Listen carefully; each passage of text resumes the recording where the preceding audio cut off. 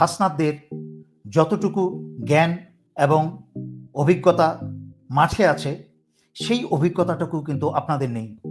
হাসনাতরা জুলাই আগস্টে 24-এ জীবন বাজি রেখে ভারতের মতো দানবকে এবং আওয়ামীর মতো দানবকে, হাসিনার মতো সন্ত্রাসের দানবকে দেশ থেকে বিতাড়িত করেছে।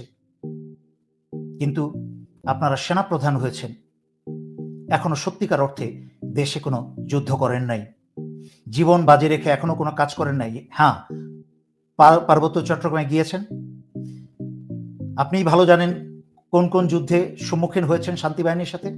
আমি সেই সকল বিশদ বিষয়ে যাব না, কারণ সেনাবাহিনীর অনেক সদস্য জীবন দিয়েছে পার্বত্য চট্টগ্রামে এবং জীবন বাজি রেখে যুদ্ধ করেছে। কিন্তু তারা কিন্তু সবাই আপনার মতো এইভাবে, বা আপনাদের মতো যারা স্বৈরাচারী শেখ হাসিনার আমলে ভারত এবং হাসিনার সুবিধাপ্রাপ্ত অসৎ জেনারেলরা যারা দেশ এবং জনতার বিরুদ্ধে দাঁড়িয়েছে গত 16 বছর এবং এখনো তা করে যাচ্ছে, তাদের মতো তারা ছিল না। এবং তারা কিন্তু প্রথম সারিতে আসেও নাই। তারা নীরবে কেউ চলে গেছে, কেউ বাংলাদেশ সেনাবাহিনীতে অবসরে গিয়ে কষ্টে জীবনযাপন করছে। সুতরাং হাসনাতদের জ্ঞান এবং অভিজ্ঞতা নিয়ে প্রশ্ন তোলার মতো আপনার জ্ঞান এবং অভিজ্ঞতা নেই, যা আপনি প্রমাণ করেছেন। আপনি বলেছেন, we are in this service for at least 40 years। আপনারা 40 বছর যাবৎ কমসে কম এই সশস্ত্র বাহিনীতে চাকরিতে আছেন এবং হাসনাতদের চেয়ে বয়সে আপনারা অনেক বড়। এখানেই তো আপনাদের লজ্জা হওয়া উচিত ছিল যে হাসনাদের মতো একটা অল্প বয়সের একটা যুবক, সে দেশের জন্য জীবন বাজি রেখে তারা কাজ করে চলেছে এবং করছে, তাদেরকে আপনারা গোপনে মিটিংয়ে ডেকে দেশের বিরুদ্ধে কাজ করতে বলছেন। আপনাদের তো লজ্জিত হয়ে হয় পালিয়ে যাওয়া উচিত, নয়তো দেশের জনগণের সম্মুখে আপনাদের ফাঁসির রশি গলায় পড়া উচিত নিজে থেকেই। আপনারা ভারতের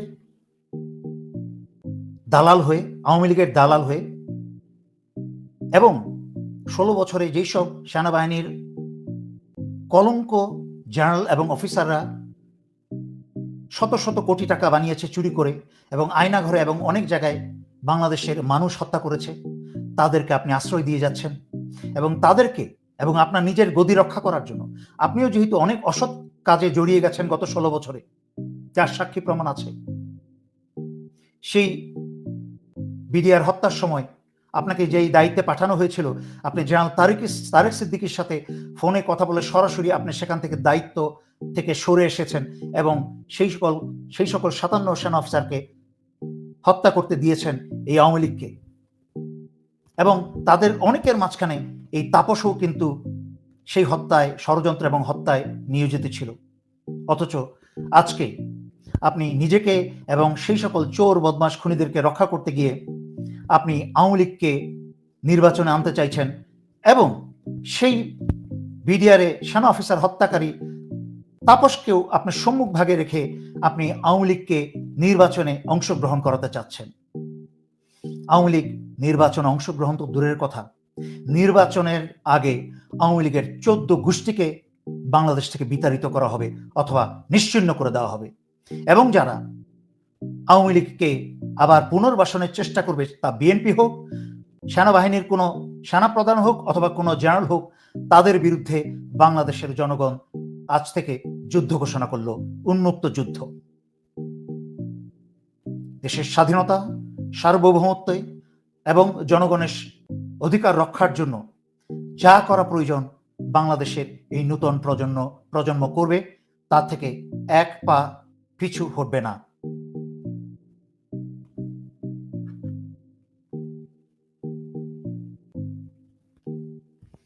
আপনাদের আশা আগামী এপ্রিল মে থেকে স্বৈরাচারী শেখ হাসিনার আওয়ামী লীগের নতুন নাটক শুরু করবেন। আর আমি যেভাবে গত 5-6 বছর ধরে বাংলাদেশের নতুন প্রজন্মকে উৎসাহিত করেছি নিজের অধিকার নিজে বুঝে নেওয়ার জন্য এবং অন্য কোনো দেশের উপর নির্ভর না করতে, আল্লাহর রহমতে গত জুলাই আগস্টে তা এই নতুন প্রজন্ম করে দেখিয়েছে। একই সাথে আমি নতুন প্রজন্মের প্রতি আহ্বান জানাচ্ছি, এপ্রিলের অপেক্ষায় নয়, নবীজি হজরত মোহাম্মদ সাল্লাল্লাহু আলাইহি সাল্লামের উদাহরণ অনুসরণ করে এই রমজান মাস থেকেই তোমরা সবাই সোজা হয়ে দাঁড়িয়ে যাও সকল ষড়যন্ত্রের বিরুদ্ধে, দেশের বিরুদ্ধে, জনগণের বিরুদ্ধে, বাংলাদেশের স্বাধীনতা এবং সার্বভৌমত্বের বিরুদ্ধে। আর কোনো ষড়যন্ত্র, আর কোনো দালালি, আর কোনো ষড়যন্ত্র সহ্য করা হবে না।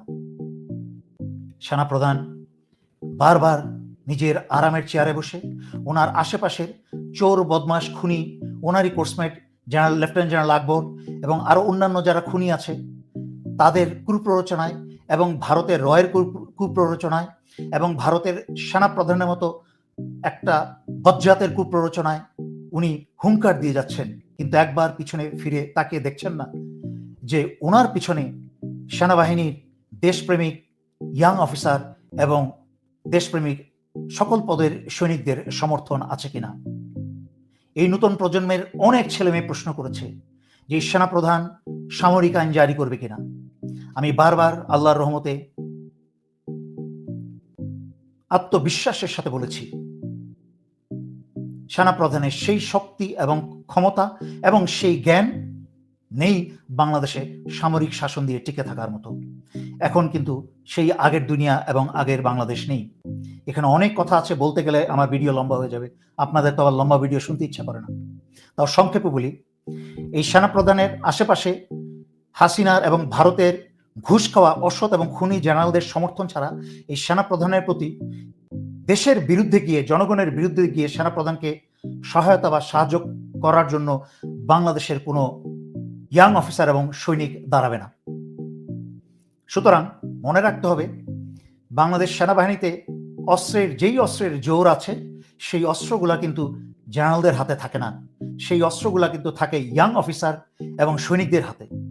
এবং প্রশিক্ষণে তারা প্রতিনিয়ত প্রশিক্ষিত। জেনারেল সাহেবরা ভুঁড়ি মোটা করে, আগে তো বেল ছিল, বেল দিয়ে ভুঁড়ি চেপে রাখা হতো, এখন তো ভারত এসে তাদের রঙের ইউনিফর্ম দিয়ে বেলটা খুলে দিয়ে ভুঁড়িটাও তাদের থেকে এগিয়ে আছে। সেই জন্য সেই প্রশিক্ষণ, শারীরিক এবং ঘুষ খেতে খেতে সেই মানসিক দক্ষতাও তারা হারিয়ে ফেলেছে। তাই সেনাবাহিনীর সামরিক শাসন জারি করে তারা এক সপ্তাহ টিকতে পারবে না। সর্বশেষে দ্রুত বলবো, প্রফেসর মোহাম্মদ ইউনূসকে এখনো সেনাপ্রধান ঠিকমতো অনুমান করতে পারেন নাই। আল্লাহর রহমতে আল্লাহ ওনাকে কতটুকু ক্ষমতা এবং সুযোগ দিয়েছেন। যখন প্রধান উপদেষ্টা প্রফেসর ইউনূস চীন যাচ্ছেন, ঠিক তার আগেই ভারতের মাথা খারাপ হয়ে গেছে এবং ভারতের পোষা বাংলাদেশের ভিতরে ভারতীয় এবং আওয়ামী দালাল, বিভিন্ন বাহিনী প্রধান এবং তাদের যেসব সিনিয়র অফিসার আছে এবং অন্যান্য বিভিন্ন সিভিল প্রশাসন, এতে তাদের মাথা খারাপ হয়ে গেছে। যুক্তরাষ্ট্রের যে জাতীয় নিরাপত্তা পরিচালক বা প্রধান তুলসী গাবার্ডকে নিয়ে এসেছে ভারতীয় প্রপাগান্ডা চালাতে। এই তুলসী গাবার্ড, এই নষ্টা, এই মহিলা কিন্তু সে নিজেও এক ভারতীয় পতিতা এবং সে হিন্দু এবং ইসকন চরম যেই জঙ্গিবাদ ইসকনের সদস্য। সুতরাং তার কাছ থেকে এর চেয়ে বেশি কিছু আশা করা যায় না। এ ভারতে এসে সেই ভারতীয় মলম বিক্রেতাদের মতো সেও এসে বাংলাদেশের বিরুদ্ধে, যেই মাইনরিটি যারা আছে তাদের বিরুদ্ধে নাকি বাংলাদেশে বিভিন্ন ধরনের অত্যাচার চলছে, এইসব মিথ্যা প্রপাগান্ডা চালিয়ে গেছে, কিন্তু তাতে লাভ হয়নি। আমি যারা টুইটারে আছেন আমার অ্যাকাউন্টে, তারা দেখেছেন আমি কিভাবে প্রতিবাদ করেছি, সারা দুনিয়াতে যেটা প্রচার করেছি তুলসী গাবার্ডের প্রপাগান্ডাকে।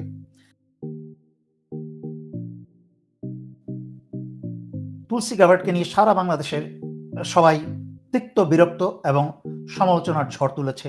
সারা পৃথিবীতেও ঝড় উঠেছে, যা আমিও অগ্রণী ভূমিকা রেখে আন্তর্জাতিক মহলে করেছি, দেশের ভিতরেও করেছি। কিন্তু বিএনপির তারেক রহমানের কাছ থেকে কি আপনারা তুলসী গাবার্ডের সম্পর্কে বা বিরুদ্ধে কোনো সমালোচনা শুনেছেন?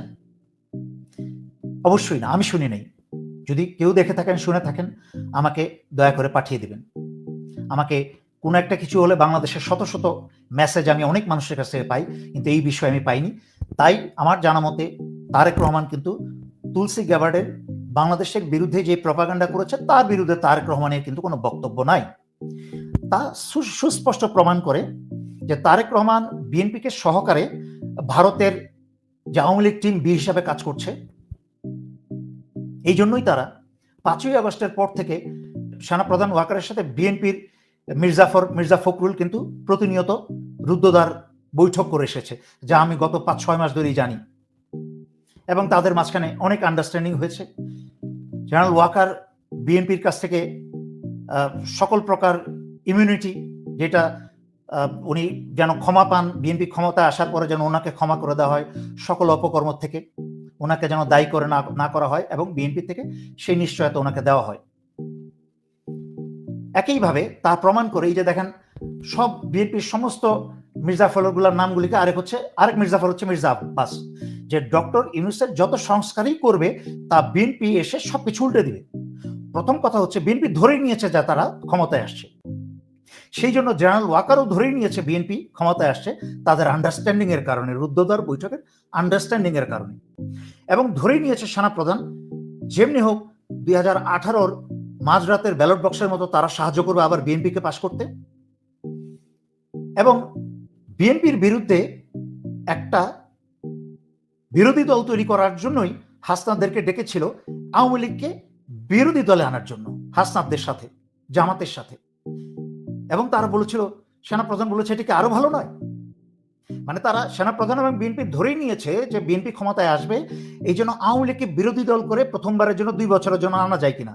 তারপরে তারেক রহমানের তো সে কোনো যোগ্যতা নাই দলের নেতৃত্ব দেওয়ার, আর বিএনপির ভিতরে যত উপরের যত নেতা আছে সবই তো ভারতীয় দালাল, রয়্যাল এজেন্ট। সুতরাং কোন রকমের 2 বছর পরে এদেরকে পয়সা করে দিয়ে ক্ষমতা থেকে বের করে দিয়ে আওয়ামী লীগকে আবার ক্ষমতায় নিয়ে আসবে। শুনেন, বাংলাদেশের দেশপ্রেমিক, ইমানদার জনগণ এবং নতুন প্রজন্মের এই হাসনাত এবং অন্যান্যরা বেঁচে থাকতে বাংলাদেশের বিরুদ্ধে ভারতীয় আওয়ামী দালালদের আর কোনো ষড়যন্ত্র কার্যকরী হতে দেওয়া যাবে না ইনশাআল্লাহ। তাই বাংলাদেশের সকল কোনায় কোনায়, বাংলাদেশের সকল উপজেলায়, জেলায়, শহরগুলোতে বাংলাদেশ ফার্স্ট, বাংলাদেশ প্রথম, সবার আগে বাংলাদেশ, সেই নীতিতে সকল নতুন রাজনৈতিক দল যাদের মাঝখানে দেশপ্রেমী এবং দেশ রক্ষায় প্রথম এবং শেষ এজেন্ডা, এবং তাদের একমাত্র মূলনীতি সবাইকে একত্রে দাঁড়াতে হবে এই বাংলাদেশ রক্ষায়। আর কোনো ষড়যন্ত্রকে কার্যকরী হতে দেওয়া যাবে না। যেখানেই আওয়ামী লীগ দেখবেন, যেখানেই আওয়ামী এবং ভারতীয় দালাল দেখবেন, অপেক্ষা না করে সেখানেই তাদের মুখোমুখি হতে হবে, সেখান থেকে তাদেরকে বিতাড়িত করতে হবে।